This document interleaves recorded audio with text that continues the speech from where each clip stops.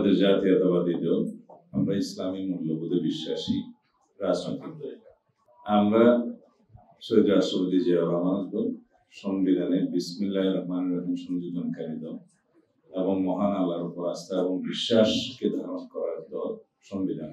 উনি যেটা বললেন এটার জন্য আমি সংস্কার কমিশনে আমাদের প্রস্তাব ফাইট করেছি, এটা এস্টাবলিশড হয়েছে ইনশাআল্লাহ। দ্বিতীয় হচ্ছে আমরা মাদ্রাসা শিক্ষার সম্প্রসারণ হোক সেটা চাই, কিন্তু মাদ্রাসা শিক্ষাঙ্গনকে একটি নির্ধারিত দলীয় রাজনীতির অঙ্গনে পরিণত করতে চাই। দ্বিতীয় কথা হলো যে বাংলাদেশে ইসলামী কোরআন সুন্নাহর বিপরীতে শরীয়ত বিরোধী কোনো আইন প্রণীত হবে না।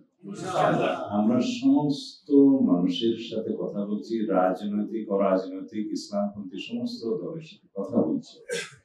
আমরা হেফাজত ইসলাম বাংলাদেশের সম্মানিত নায়েবের সাথে দেখা করেছি, হাটহাজারী মাদ্রাসায় গিয়েছি, শর্ষিন হাফিজ সাহেবের সাথে দেখা করেছি এবং আলিয়া লাইনের সমস্ত মুরব্বীদের সাথে, যারা এই লাইনের সমস্ত মাদ্রাসা প্রতিষ্ঠা এবং নেতৃত্ব দান সবার সাথে কথা বলছি। উদ্দেশ্য একটা, বাংলাদেশের সকল জনগোষ্ঠীকে আমরা একত্রিত করে, সমন্বিত করে, ঐক্যবদ্ধ করে এমন ভাবে দেশ পরিচালনা করতে চাই যেখানে ঐক্য থাকবে, বিভক্তি থাকবে না। সবাইকে একত্র ধারণ করে বাংলাদেশের মানুষের চেতনাকে ধারণ করে সম্পূর্ণ গণতান্ত্রিক ধারায় রাষ্ট্র পরিচালনা করা যায়।